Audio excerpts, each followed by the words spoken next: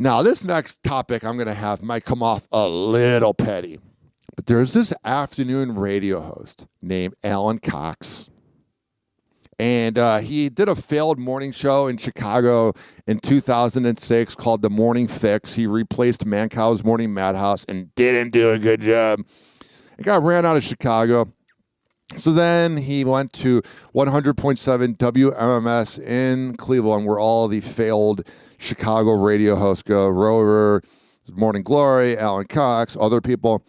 And what I'm telling you, ladies and gentlemen, boys and girls, is when I got let go from Rover's Morning Glory 10 years ago for getting blackout drunk, I was wild.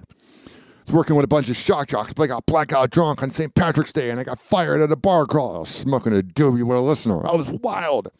A little irresponsible, but when you're working with shock jocks, you think that's the right choice. Well, he announces that I'm fired and then has talked about me and views my LinkedIn all the time. Well, last year he talked about me 9 years later after being on that show or being at that station and was like trashing me for no reason. Whatever. I get reports about it because I have friends in Cleveland, blah, blah, blah. Well, one of his old co-hosts, Chad Zumock, who got fired for a DUI. Now, Chad has a little bit of a past, and so do I, and we're both from the Midwest, so we have a bonding friendship.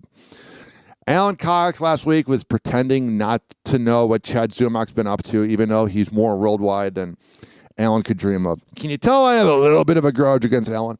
Here's what I'm saying. So, Alan will run his mouth, and this is how Cleveland radio works. And if anybody is listening in Cleveland, tell Alan I said kiss my ass. Here's the thing, though. This is how it works, ladies and gentlemen, boys and girls, is these Gen X radio hosts that are so tough, that never cheat on their wife.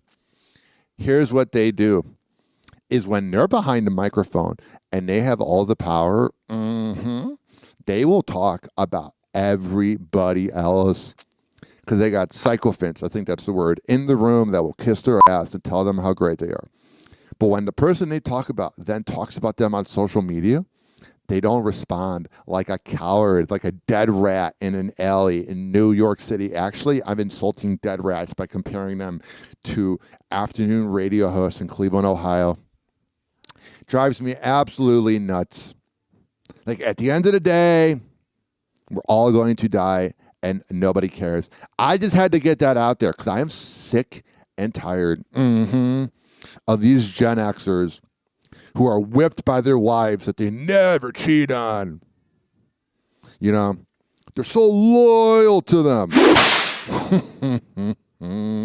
Happy Hour. Happy Hour.